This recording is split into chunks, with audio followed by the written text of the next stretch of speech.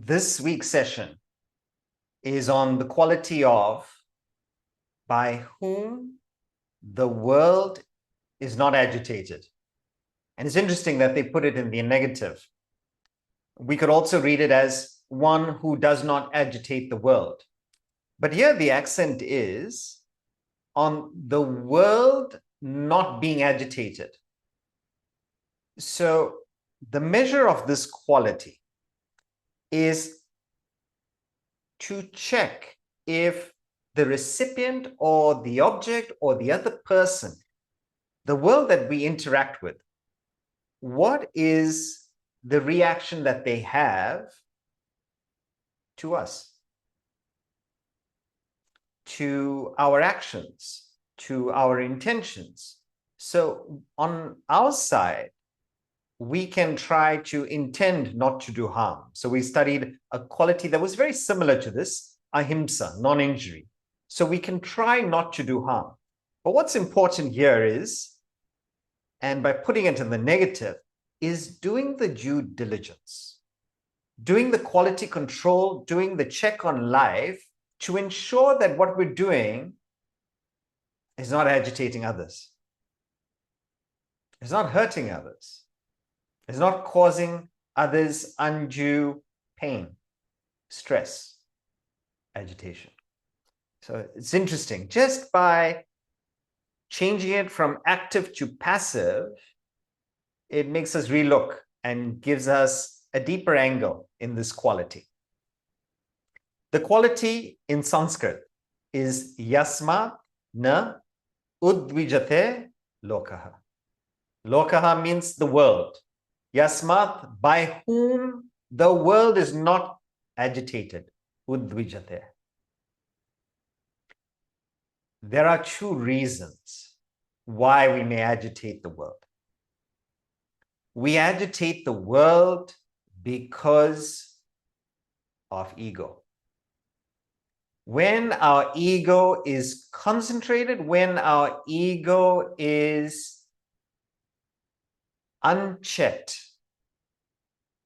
it can consciously or subconsciously, where we don't intend to do it, but because of negligence, because of not doing the due diligence, we cause agitation to others.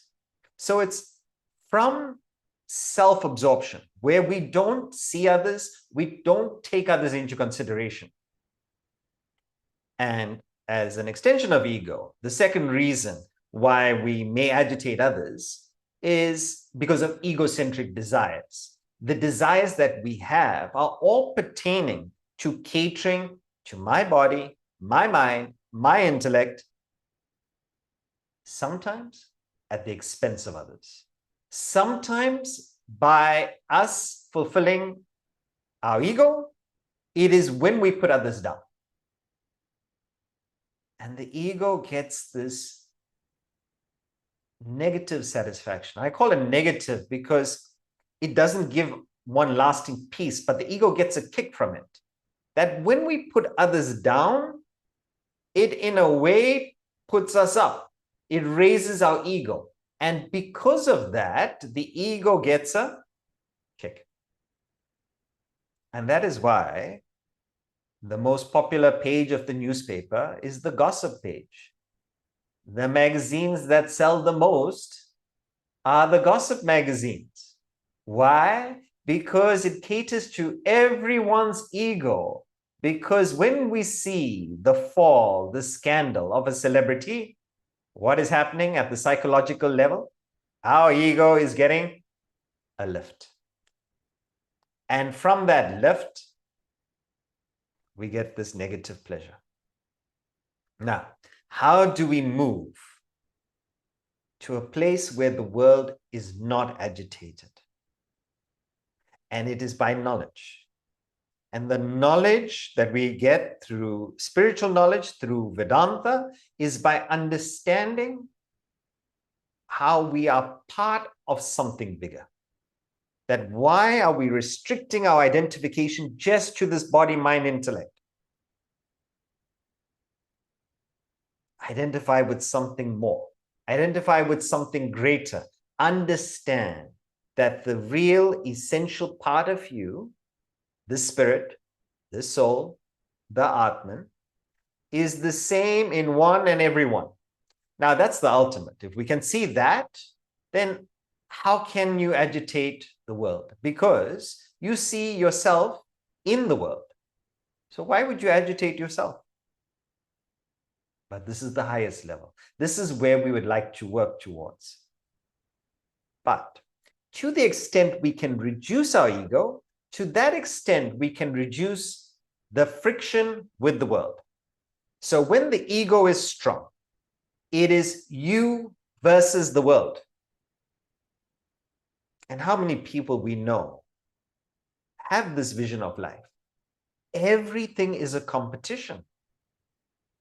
And sometimes you may do well, but you don't feel as good about your victory if somebody else also has done well. And there's a line from a pop song from many years ago. It was called Scatman's World. And it's a fun song. But one of the lines there struck me so deep that I'm still sharing with you probably 15 years later. And the line is, how can someone win if winning means that someone loses? A business person approaches a negotiation. And there are different psychologies in a negotiation. So some feel that a negotiation is only a triumph if the other person leaves crying. You feel that you got the better deal, the other person feels that they've been cheated. There are others who feel that a negotiation cannot be successful unless both parties leave satisfied. What a thought. What an idea. How can someone win if winning means that someone loses? But in the first case, why the person feels like that? Because it is me versus the world. The world is my enemy that I have to defeat, that I have to conquer. And perhaps the simplest way of conquering the world is to see it as part of yourself. You win. We all win. But it's from heightened knowledge, maturity, understanding, refinement in our personality. So when the ego is maximum, the friction with the world is maximum. And as we reduce the ego, the friction reduces. In The Ancient Mariner, it's a poem. And it's a long poem where it talks about this person who sets sail. And in the beginning, his heart is so full of happiness, of joy. But then, over a course of different calamities that happen aboard the ship, one of the things that he does is he shoots an albatross, and that albatross becomes, having shot the albatross, curse upon curse comes upon this person, as if the universe, the world is against him. And then there is some change in his personality where he realizes, actually, everything is not against me. I'm part of the world. I am the world. And he starts seeing everything in a different light. And how by seeing this, his fortunes change at sea. And he gets so inspired by this message, like, I want to share this with everybody. Unnecessarily, I'm fighting, I'm struggling. It's me versus the world. But when I changed it and it's me for the world, everything goes my way. If we see this diagram, it shows the relationship with the individual and the world. So can you see the 4 diagrams? So we start from left to right. The first diagram is when the ego is the maximum. So there's a clear distinction. There is me, the individual, the ego, versus the world. But when we reduce that ego, when that ego becomes less, the division between us and the world, not as much. Then the third diagram is very interesting. This is called the state of partial realization. It is where you see the world as divine. You see the world as an extension of yourself, but it's still you seeing the world. So you're seeing it, but you haven't got that complete identification. But you can see that ego is that point between the two triangles in the third diagram. Just a small point. So it's the last bit of ego, the last bit of selfishness left. This is a very high spiritual state. So it's called partial realization. You're almost there at spiritual enlightenment. You've got to remove the last barrier, the last part of ego. And the last part of ego, when it's not you seeing the world as divine, it's you and the world merge. You become divine. And that is, can you see the two triangles merging with each other? As a star, that's the symbol for self-realization in this diagram. So in the beginning, it's like river and ocean, very separate. Then it gets closer, river and ocean, almost like in the lagunas. Then you get to the point where the river is just about to meet the ocean, small point left, and then river merges with ocean. Complete dissolution of ego, complete merger with the world, with the soul, with the spirit. Now, where are we? What is the reason why we want to not agitate the world? And the reason is because a spiritual person or a seeker of truth is on their way to this realization. So they're consciously trying to reduce their ego and egocentric desires.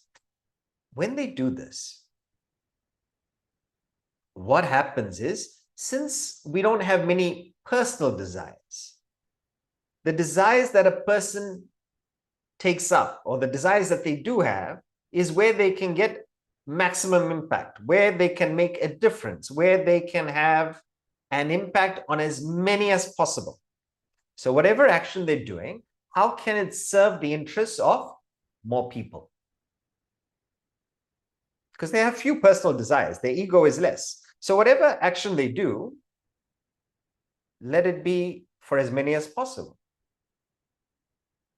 So for instance, with this subject and being in it for 25 years, the personal desires for fame, for interest, not there.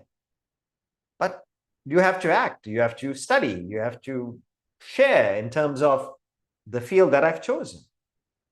So, okay, if I'm going to study, if I'm going to share this, why not with more people? So instead of one person or two persons, why not put it out there online? And then we have the recording available where hundreds more watch. But you're looking for how you can have the maximum impact. So the reason why the world would not be agitated by this attitude is because such a person becomes a giver. Most of the world will not have a problem because, why?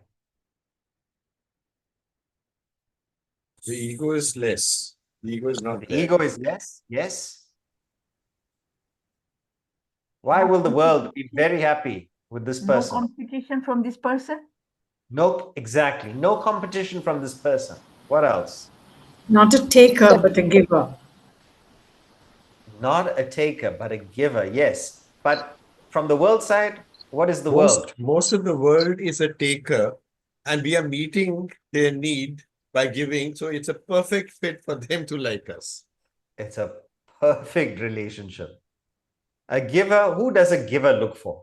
A giver looks for takers, isn't it? So if you're a giver, you would be very happy to share. You'd be very happy to give. Now, I'm not talking about fake giving. Sometimes you may be in the position, or somebody who offers something. You're saying, here you go, Dario, this is for you, but you're hoping he doesn't take it. You say, are you sure you want it, Dario? Are you sure it'll be of use to you? Why are you asking so many times? Do you want to give it or not? A giver looks for a taker. But the interesting thing with somebody who has ego is they don't like to give for somebody who would like to take. So our giving is not up to the level where we are ready to give someone who wants to take. But that's the ideal relationship. You know what would be difficult? If we had a society of givers, then we would be having arguments and fights about who gets a chance to give. Say, let me give. No, you gave last time. Let me give this time. Can you imagine if we are fighting like this? Please, I want to give. What a society it would be. So because society is full of takers, if you are also a taker because of egocentric desires, the world is going to repel you. The world is going to compete with you. But when you're a giver, the world is going to embrace you. It's simple demand and supply. That's it. So the more we move on to the giving side, the more the world will not have friction with us, will not be agitated by us, will receive us. Now, the way we live life and the way we see society going is we find that even a relationship requires too much of giving. People are getting into a relationship because they want to take from others. But then naturally, this relationship doesn't last. Marriages do not last because of this attitude. So fine. So what do people do? The workaround is they are not getting married. They are just being partners. And then what about family? Family, too much trouble. Children are so demanding. Partner is demanding. They don't have a family also. Then what about, and this is people looking for companionship, but without any giving required. They only want to take. So what is the next thing that people do? Less demanding than children and a partner. Pets. Pets, that's the one. Pets are less demanding. They look forward to your arrival consistently. But then even pets need to be fed, need to go to the vet, need to be taken care of when you decide to go for a holiday. And you look at all of that and you say, look, even pets can be quite demanding. Sometimes they're barking when I'm trying to rest. Sometimes they want to play. They've got so much of energy. They need to go for a walk 3 times a day. Oh, no, this is too much. I can't give that much. So the latest, or what's been there for years, is plants. So you don't want to invest in a relationship, family, pets is too much. So what do? Plants. Plants can't complain. Plants can't argue with you. Plants don't need anything. Oh no, but they need to have the right soil, have the right water. No problem. We put an irrigation. We put a little drip with a timer. No problem. What we're finding here is when we see this, it is, one is when you consciously choose not to have it because you'd like to invest your time elsewhere. But the other is when you're doing it because you do not want to give to others. And this is what we're seeing in society. We want to invest as little as possible and take the maximum that we can. Here, it's the other way around. when an evolved person acts, or a person who's trying to be more refined, they're looking to give more than they take. Why? Because they need less. And this is the idea. The word and why it's different. So in the previous sessions, and for those of you who haven't seen it, those qualities are available for your review. In the earlier session, we covered the quality of ahimsa.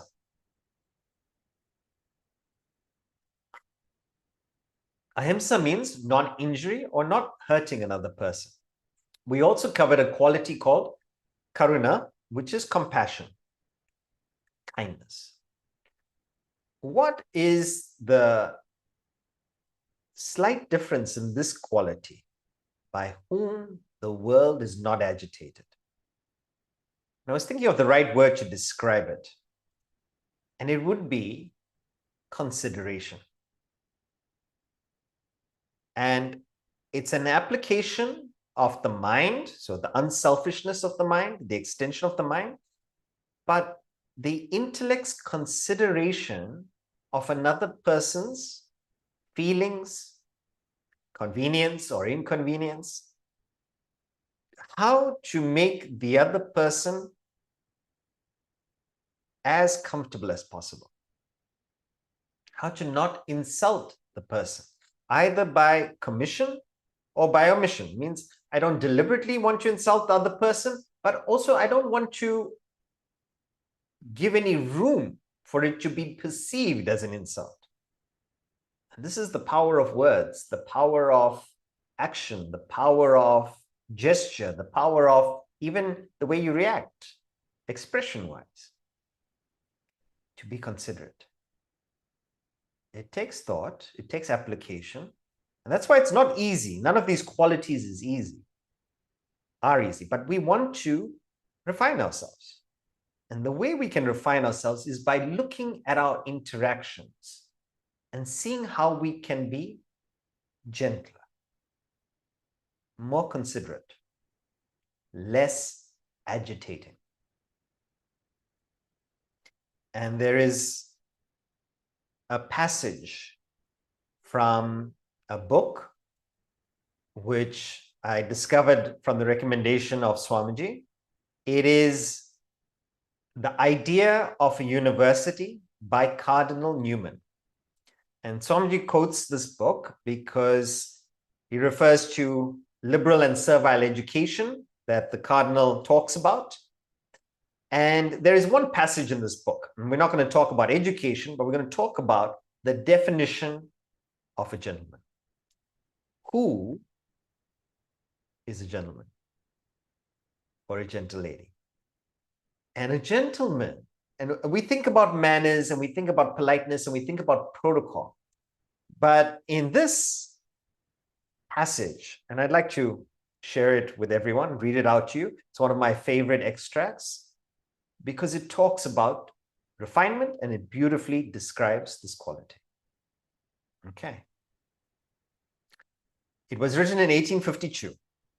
The idea or the definition of a gentleman. Hence it is that it is almost a definition of a gentleman to say that he is one who never inflicts pain. This description is both refined and, as far as it goes, accurate.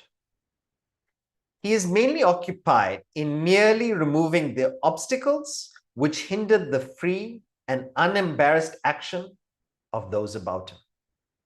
And he concurs with their movements rather than takes the initiative himself. His benefits may be compared as parallel to what are called comforts or conveniences in arrangements of a personal nature, like an easy chair or a good fire, which do their part in dispelling cold and fatigue, though nature provides both means of rest and animal heat without them. So far, the idea of making other people feel at ease, to express themselves in a way that is natural for them, because there is no imposition of your ego in that interaction, in that meeting. And because of the lack of imposition of your wants, of your needs on the person to behave a particular way, the lack of judgmental nature to others, they feel like an easy chair, relaxed. At home, comfort. And you find people who have this nature, you find others without much time are able to share very personal information with them. They feel disarmed, they feel safe, they feel that they do not have to pretend. What a beautiful disposition. And to continue. The true gentleman, in like manner, carefully avoids whatever may cause a jar or a jolt in the minds of those with whom he is cast. How? All clashing of opinion, or collision of feeling, or restraint, or suspicion, or gloom, or resentment. His great concern being to make everyone at his ease and at home. So even the way we discuss, whether we decide to go into a topic that could be of conflict, is it necessary to poke or provoke? There are characters who are always looking for a debate. They're always looking. In India, we have this phrase called Chabi Master. Somebody who turns the key. They're always adding a little bit of spice. And they just want to see everybody's reaction. And they don't really have an intention except for their own pleasure, their own excitement. He has his eyes on all his company. He is tender towards the bashful, gentle towards the distant, and merciful towards the absurd. He can recollect to whom he is speaking. He guards against unseasonable allusions or topics which may irritate. He is seldom prominent in conversation and never wearisome. He makes light of favors while he does them and seems to be receiving when he is conferring. He never speaks of himself except when compelled, never defends himself by a mere retort. He has no ears for slander or gossip, is scrupulous in imputing motives to those who interfere with him, and interprets everything for the best. In fact, maybe in the future, we could do just a breakdown of this article. Because each line there has so much of depth, and I'm just reading through it, but they all need explanation. He is never mean or little in his disputes, never takes unfair advantage, never mistakes personalities or sharp sayings for arguments. How often? Because of our ego, because of our personalization, we interpret something that we think has a hint of cynicism. It may have, but you can choose to avoid it. Why take it up, agitate yourself, agitate the other person? From a long-sighted prudence, he observes the maxim of the ancient sage that we should ever conduct ourselves towards our enemy as if he were one day to be our friend. He has too much good sense to be affronted at insults. He is too well employed to remember injuries and too indolent to bear malice. He may be right or wrong in his opinion, but he is too clear-headed to be unjust. He is as simple as he is forcible and as brief as he is decisive. So the important part, and this is the part we're going to go into next, it's not a lack of conviction. It's not a lack of clarity. It's not accepting what the other person says, but chooses not to put the person in a position where they feel uncomfortable, where they feel threatened, where they feel insulted or offended. Nowhere shall we find greater candor. They are straightforward. Consideration, indulgence. He throws himself into the minds of his opponents. He accounts for their mistakes. So this is a line to note. He throws himself into the minds of his opponents. This is the consideration. He sees the reasoning. He sees the flaws perhaps in their logic, in their presentation. But he knows the weakness of human reason as well as its strength, its province, and its limits. Philosophy has taught him to look on all forms of faith with an impartial eye, but also from the gentleness and effeminacy of feeling, which is the attendant on civilization. The idea of this is, and I remember coming from a debating background, we used to do school debates, national debates, and they were extremely competitive, but it was about destroying the other person's perspective. That's what the debate was. That was the competition. So when I joined the Vedanta Academy, there would be discussion, but never debate. So in the beginning, when somebody was presenting an answer, I would have that previous debating knowledge, that arrogance, that ego, and I would want to refute, show how the other person's reasoning, only if it was, as I felt, it was incorrect or it was missing a line, or I wanted to show that the person did not conclude properly. But the beautiful thing about discussion, and for those of you who visited the academy, and for those of you who perhaps want to take discussions forward, is that you cannot refute a person's answer. But they have the word called clarification. And what clarification means? It means you can reply to a person, but not to refute. You can clarify. And what clarification is have I understood you properly? Can you substantiate? And the person may explain again, and they still may not satisfy your reasoning, but you can follow their reasoning and you can see, perhaps they're missing this point or they're not missing this point. But it is not your prerogative in the discussion to correct it. Yours is to understand the other person's point of view. And this is the discussion. It is an exchange of sentiment. It's an exchange of ideas, not to impose my idea over yours. And it was an education to clarify. And sometimes you can see a person is going wrong. Then what do we do if a person is wrong? Are we doing an injustice, or are we not helping the other person when they are wrong? And this is where the Bhagavad Gita helps us. It says in chapter 3, verse 26, it says, do not unsettle the minds of the ignorant.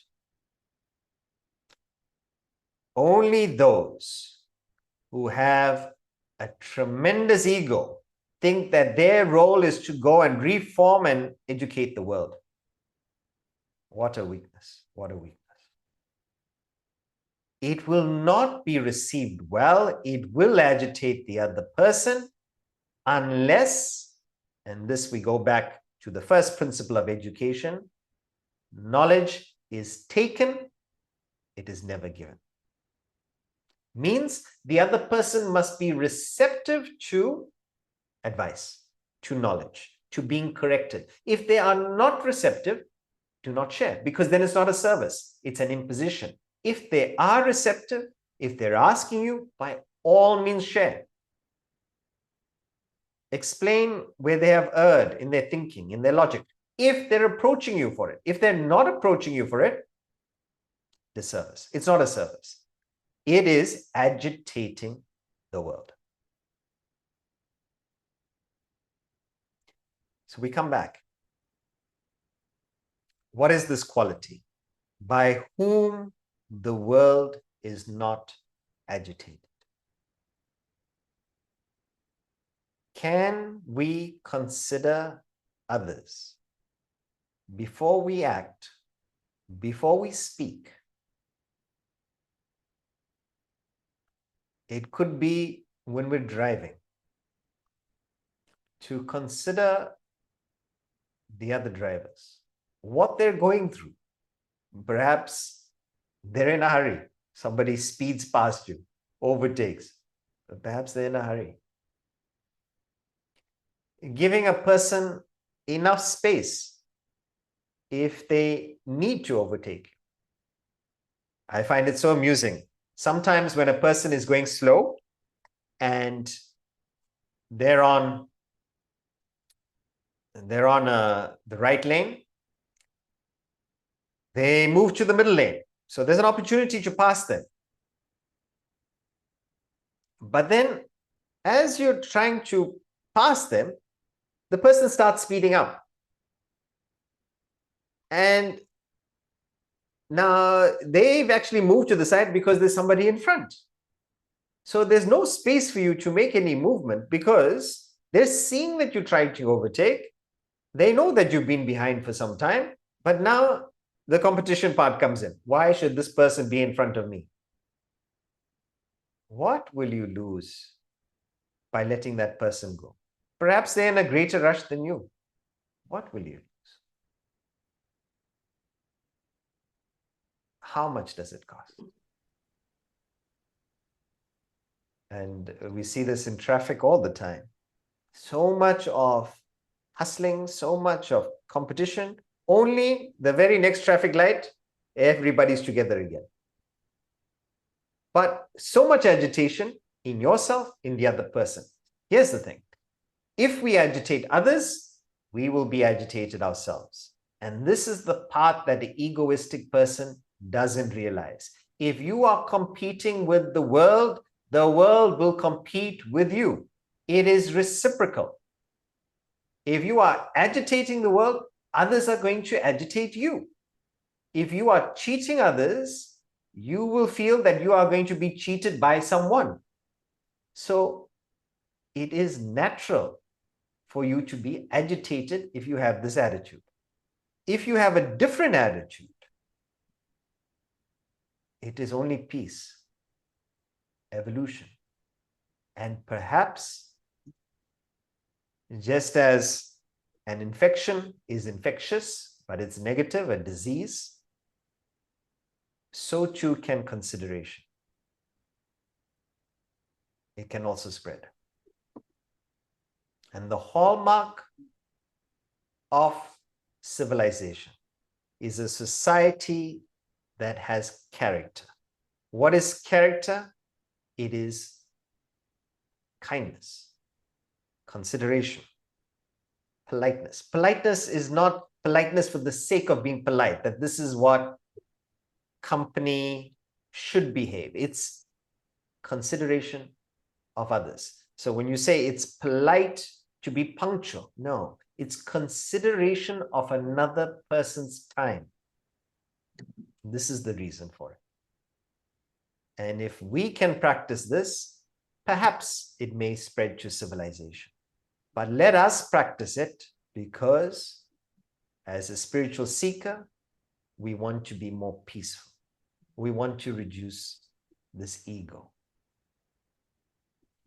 Samuel Johnson says, the true measure of a man is how he treats someone who can do him absolutely no good.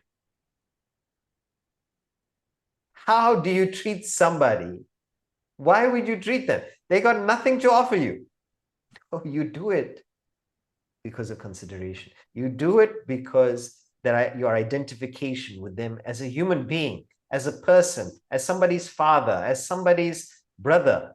You do it because of your higher values, because of your lack of ego, because of your identification. This is the quality. Seems so simple. By whom the world is not agitated, but so much thought that goes into it. So this is our quality for the week. And now for our question for the week. It is said that one must not linger on his past perceptions. Would reflection upon knowledge gained then be considered as lingering? If not, what is the difference between reflection and lingering? Does anyone remember when we discussed self-control, what the context was? No. No? Because I told you not to think about the past. So we forgot all the past knowledge also. It's the ability to control the mind by using the suzerainty of the intellect. Yes, but what is this line here? It says, not lingering on past perceptions.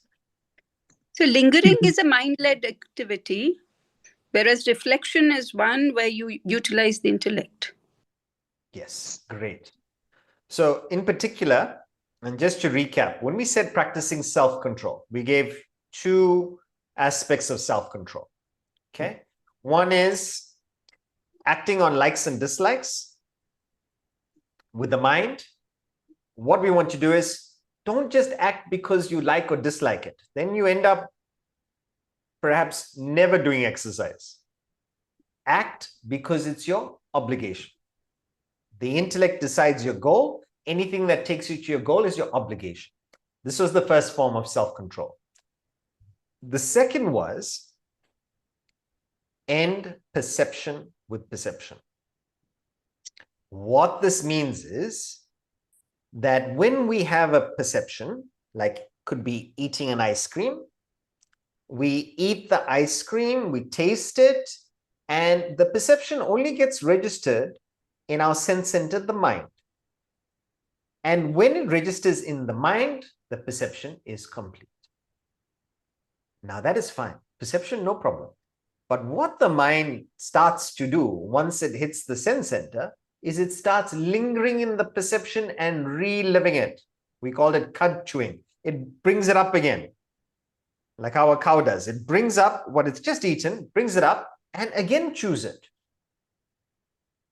And when we're doing this, what this does is it further creates desire because you're rethinking that particular experience, but also you're missing out in the present because you are reliving the past. This is why it was called a practice for self-control, because all it does is it increases the desire with no actual pleasure or contact physically.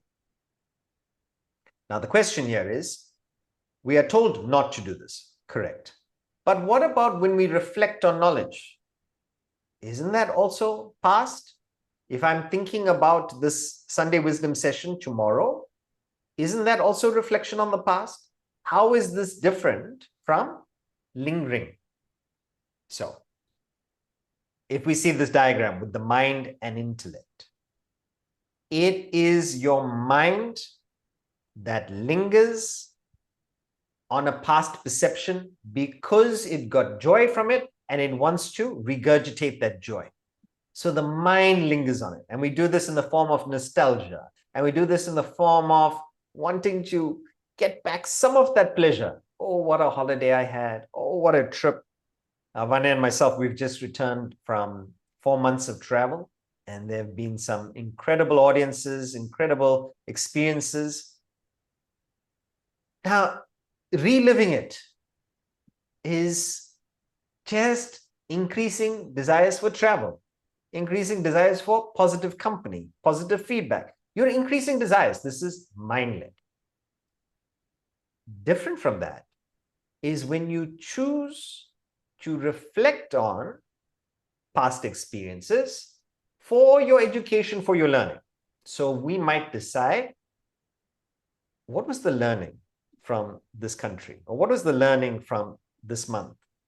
And you look at the past of what you've done, say, how can I be better for the next travel? How can I put across maybe this point or this concept better to the audience? They didn't get it. There was quite a few questions on it. Maybe I could be more explanatory, give more examples. So you're using the past for improvement, but you're doing it under the intellect's direction. You're doing it consciously. You're not doing it when you should be doing another activity. Someone's having a conversation with you and you are thinking about what happened in Brazil. It's consciously. It's a reflection time. You've decided to do it. A very similar idea is in the philosophy, we hear so often, don't think about worries of the past. Don't think about anxieties for the future. Be in the present. Just do what needs to be done. Everybody remembers this? It's a familiar line that we use. The Bhagavad Gita is full of it. Here, the clarification is similar to this. It is, but should we not think about the past at all? Then how do we learn from history? And if you're saying the future, we should not think about the future, does that mean we don't plan? No. You can think about the past. You can think about the future, but make that a present activity. Not when you should be doing something, your mind is going to the past and the future. So when I say make it a present activity, put time down, schedule it. Tomorrow morning, between 7:30 and 8, I have this past worry that is bothering me. I am going to resolve it. I'm going to think about it. I'm going to take whatever education there is to learn from that past experience, and then I'm going to close it. And I've kept a time for it. I'm going to work on it, analyze it, resolve it. This is not worrying about the past. This is dealing with the past in the present. That present activity is solving the past. Same thing with planning. When you plan, you might say, I'm planning now. I'm thinking, I'm planning. During the class, you're planning your pitch for tomorrow's meeting. That is not planning. That is not thinking.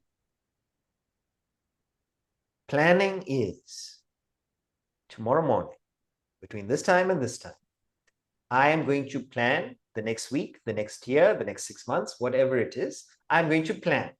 Planning means you take the past into consideration, you take the future into consideration, but it is a present activity that you schedule with your intellect. If you are thinking about the past and the future without the permission of your intellect, it's because your mind is drifting, this is lingering, or it's anxious for the future. This is not positive. This is mind-led activity, and it will drain you, it will fatigue you, it will spoil your concentration. So there is a difference between ending perception with perception, that is mind-led, and reflection on the past, which is the intellect learning from a past activity. Hope that's clear. Now, we take up open questions and answers. Well, questions from you, hopefully answers from me.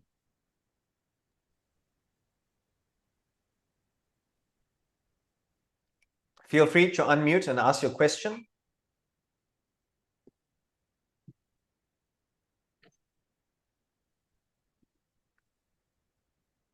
Nameti, you asked what is the reference that we mentioned earlier.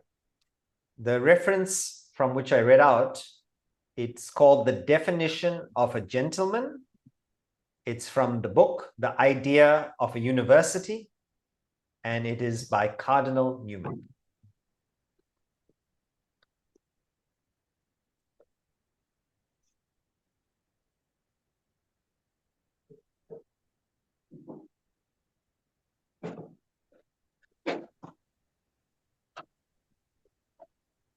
Lokah, one of the things I suppose I find echoes very, very loudly in the current world is everything you're talking about in terms of aggravating the world seems to apply to one particular politician.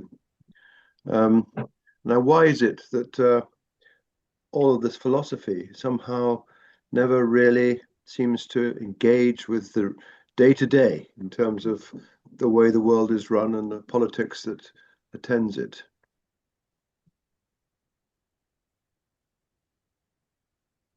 It's education, Michael. And just as we have in youth, we seek certain pleasures, and we seek them because we don't know anything better yet. So the pleasures of the ego and the pleasures of and the security of the selfishness is easily grasped. But the thought and education that is required for unselfishness takes time, takes maturity, takes refinement. So I think as a society, we'll get there if we can keep, at least within our circles, keep sharing. Share this. Share it to those who are interested.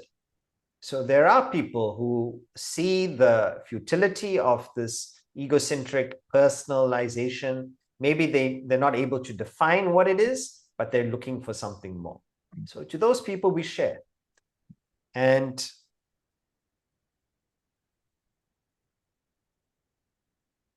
the power of one.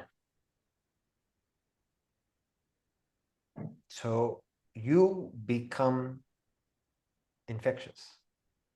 And don't underestimate that, because it might be a handful of people around you, but those handful of people means their families. Their families means their people that they interact with.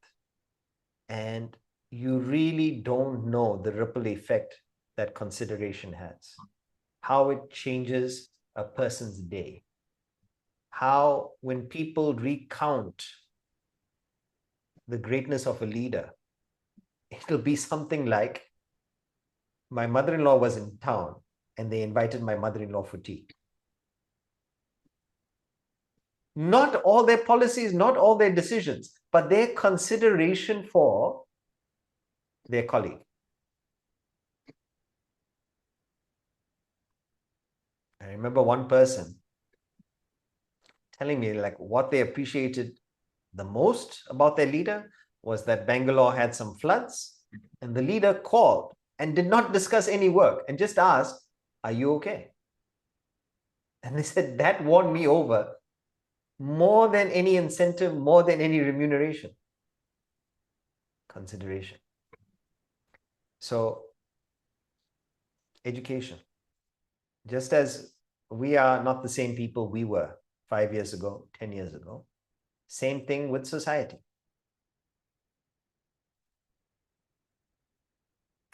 Munira, with regards to givers and takers, how do we prevent being taken advantage of from the takers? Yes, excellent. So it is not that you are soft, Munira. And when we say being considerate of others, it is not at the expense of your conviction or of your project in life. It is doing it in a way that is least harmful, considerate of others, but not bulldozing. So yes, it may take more time, it may take more effort, but because of your intellect's consideration, it is sure-footed. It's peaceful. So often we don't take others into consideration because it takes time, or it's a little bit more complicated. Yes. So how can we be sure that we don't get taken advantage of? Make sure the consideration is with the intellect, not just the mind. If it's with the mind, we just appease others to the expense of our conviction, to the expense of our projects in life. This is not consideration. This is weakness. This is a weakness for pleasing others. That is different. So your intellect must always ensure that you are not deviating from your goals and your roles, your obligations in life. So check with your intellect. If you are doing it correctly, it will benefit the other person, and you will at no point feel a victim or being taken for advantage. So if you are being taken for advantage, it means we're not using the intellect correctly in the execution of consideration.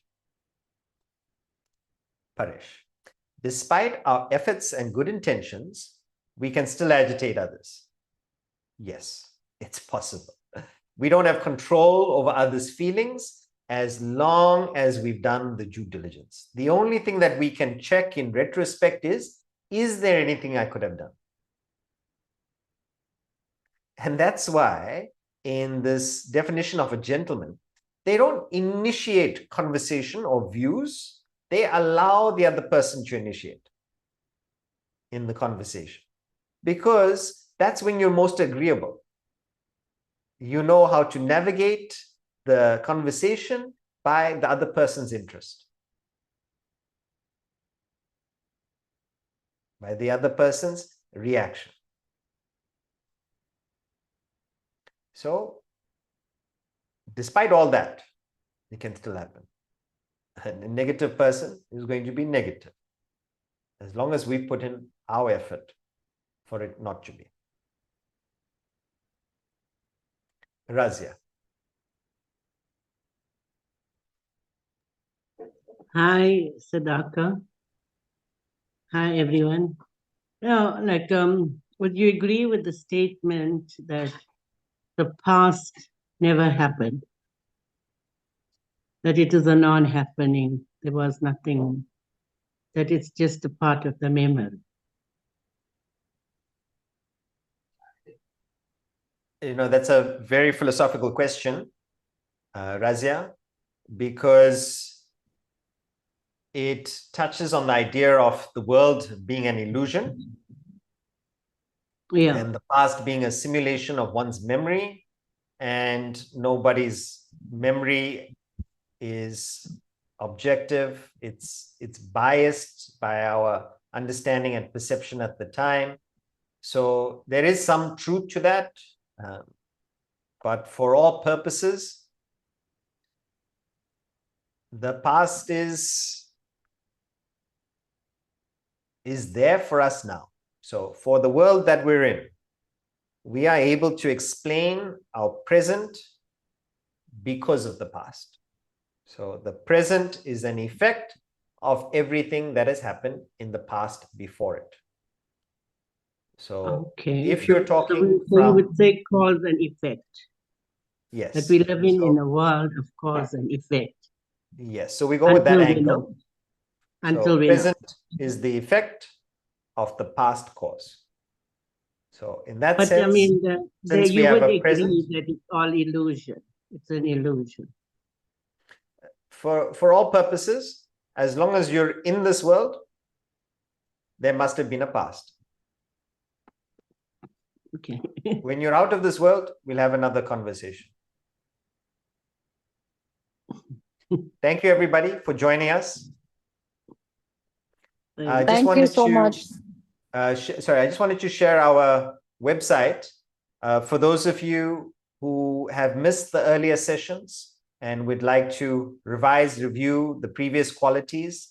They're all available on our website along with some other lectures. The website is vedantan.online. Have a wonderful week. See you next Sunday. Thank you, Sadaka. Thank you, Sudhakar. Very interesting. Hari Om. Hi.